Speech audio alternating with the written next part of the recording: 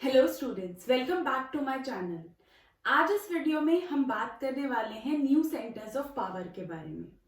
लेकिन आज से ये टॉपिक हम पूरा स्टार्ट करने वाले हैं। इसमें बहुत सारी कंट्रीज के बारे में बात की जा रही है, बहुत सारी ऑर्गेनाइजेशन से भी डील किया जा रहा है, जैसे EU, ASEAN, China, India, Israel, Russia.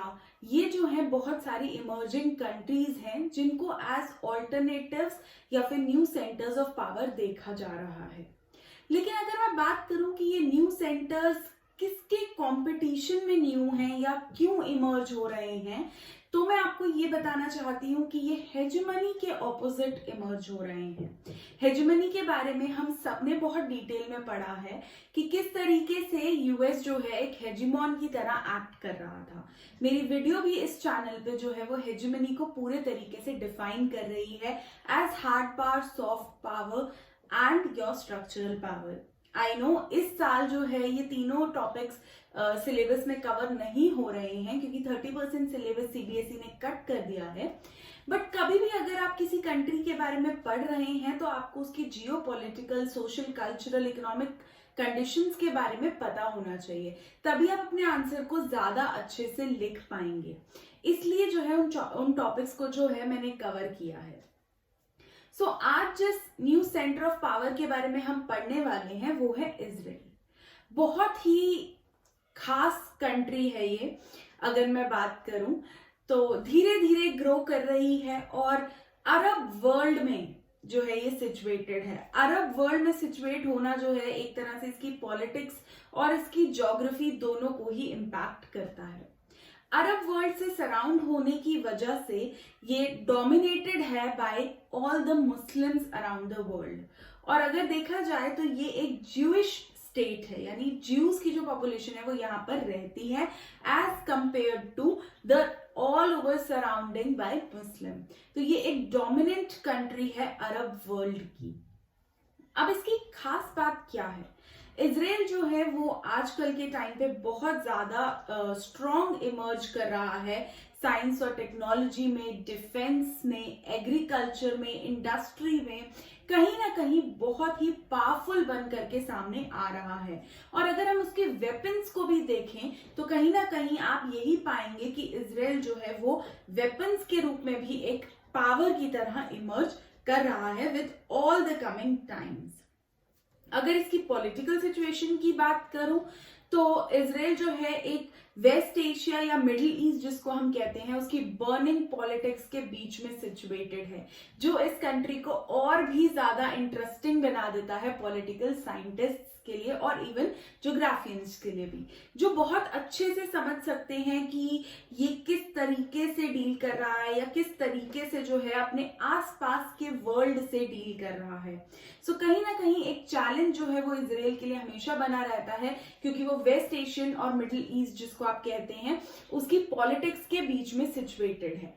एक ज्यूइश स्टेट है, न्यू हाइट्स अचीव कर रहा है अपने आप में, इंटेलिजेंस और इकोनॉमी के लिए भी जाना जाता है। ये तो था इजराइल का एक जनरल सा इंट्रोडक्शन। अगर बात की जाए इंडिया और इजराइल के रिलेशंस की तो ये बहुत ही खास हैं। इंडिया और इजराइल के जो रिलेशंस हैं बहुत ही ज्यादा स्पेशल हैं। ऐसा इसलिए मैं कह रही हूं क्योंकि 1992 से ही दोनों जो है वो एक दूसरे के साथ कोऑपरेट कर रहे हैं इंटेलिजेंस में और डिप्लोमेटिक रिलेशंस में। जो कारगिल वॉर हुआ था इंडिया और पाकिस्तान के बीच में 1999 में, उसमें भी इजराइल की जो इंटेलिजेंस एजेंसी है मोसाड, उसने हेल्प की थी इंडिया की रॉ को इनपुट्स दे करके। तो कहीं ना कहीं इनकी फ्रेंडशिप जो है वो बहुत ही पुराने टाइम से जानी जाती है। हमेशा से ही साथ में कोऑपरेट करने वाले दोनों इंडिया और इजराइल ने बहुत सारे एग्रीमेंट्स भी आपस में साइन किए हैं, जैसे कि technological innovation agreement, energy conservation agreement. तो कई तरीके से जो है वो एक दूसरे के साथ कोऑपरेट करते हैं। कहीं ना कहीं वो जो है 7th लार्जेस्ट कहीं ना कहीं डीलिंग्स जो है वो रखता है इंडिया के साथ। 3rd largest supplier of weapons है इंडिया को। तो बहुत ही अच्छा बॉन्ड जो है वो इंडिया और इजराइल के बीच में देखने को मिलता है। और अगर मैं बात करूं एक और बहुत ही बड़े इशू के बारे में तो वो है पैलेस्टीन का इशू। आई होप आपको पता होगा कि पैलेस्टीन जो है वो बहुत ही बड़ा एक झगड़े का कारण है between Israel end of course Palestine. ये जो पैलेस्टीन है ये सिचुएटेड है between West Bank and Gaza strip. ये खास इसलिए है क्योंकि ये जो एरिया था ये पहले पूरे तरीके से ज्यूइश स्टेट था, और जब मैं ये पहले से बोल रही हूँ तो मैं 2000 साल पहले की बात कर रही हूँ। बट कुछ पावर्स जब वहां पर आई तो उन्होंने ज्यूइश पीपल को यहाँ से बाहर निकाल दिया और उनको different parts of the world में जाकर के सेटल होना पड़ा। बट जब बाकी पार्ट्स ऑफ द वर्ल्ड में इंक्लूडिंग जर्मनी, जहां पर हमने देखा कि किस तरीके से हिटलर ने ज्यूज पे जो है एट्रोसिटीज की, उन्हें एक्सप्लॉइट किया, तो उन्हें वापस आना पड़ा अपनी ओन कंट्री इजराइल में। और जब वो यहाँ आ गए तो जो बाहरी ताकतें थी, जो मुस्लिम वर्ल्ड था, वो एक्सेप्ट करने को तैयार नहीं था कि ये एक ज्यूइश स्टेट होगा। कहीं ना कहीं ब्रिटिशर्स ने भी इसे सपोर्ट किया, और जब ये वॉर लड़ा गया तो इजराइल जो है वो जीत गया और वो एक ज्यूइश स्टेट के रूप में एस्टैब्लिश हो गया। लेकिन जो रिलेशंस थे पैलेस्टीन के और इजराइल के वो बहुत अच्छे नहीं रहे। कहीं ना कहीं यूएन ने भी इसमें इंटरवीन किया और डोनाल्ड ट्रंप ने भी इसमें इंटरवीन करने की कोशिश की। इंडिया भी कंटिन्यूसली इजराइल से रिक्वेस्ट करता है कि इसे पीसफुली सॉल्व कर देना चाहिए, बट अभी भी ये जो इशू है ये चल ही रहा है।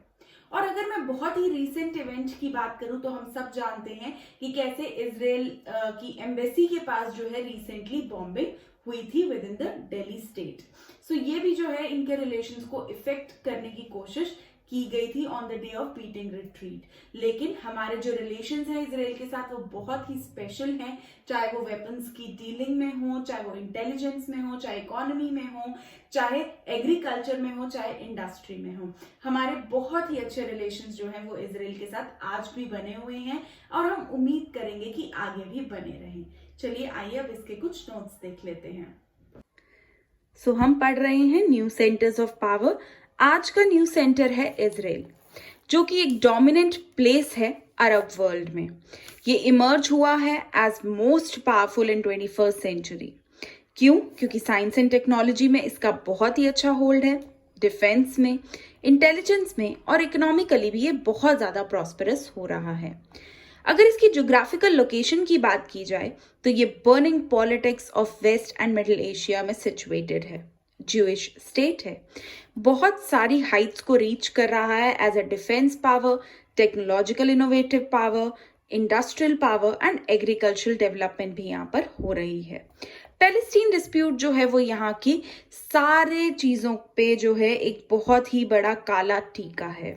और कहाँ है पैलेस्टीन? वो है वेस्ट बैंक और गाजा स्ट्रिप के बीच में सिचुएटेड। अब बात करते हैं इंडो इजराइल रिलेशंस की। इनके डिप्लोमेटिक रिलेशंस 1992 से चल रहे हैं।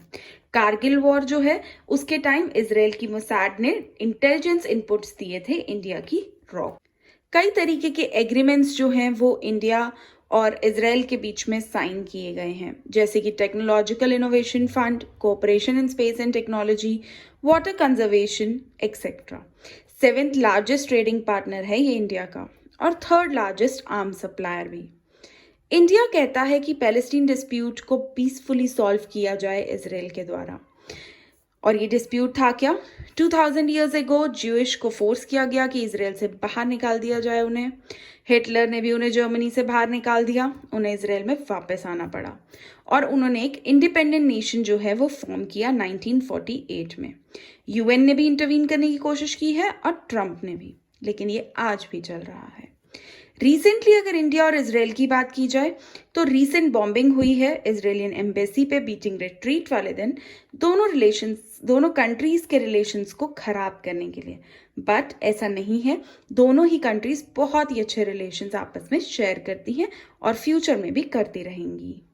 Welcome back guys, I hope आपको ये चैप्टर समझ में आ गया होगा। ये टॉपिक एक्चुअली हम नेक्स्ट वीडियो में और न्यू सेंटर्स की बात करेंगे, प्रोबेबली रशिया को डिस्कस करेंगे नेक्स्ट वीडियो में ऑन सैटरडे। आई होप आपको ये वीडियो अच्छे से समझ में आ गई होगी। If you like it please like, share and subscribe the channel और कंटिन्यूसली यहाँ से जुड़े रहिए। आप इंस्टाग्राम पेज को फॉलो कर लीजिए, फेसबुक पे भी ज्वाइन हो जाइए और अपनी जो भी क्वेरीज हैं वो आप कमेंट सेक्शन में जरूर लिख दीजिएगा। Thank you so much for watching. God bless you all.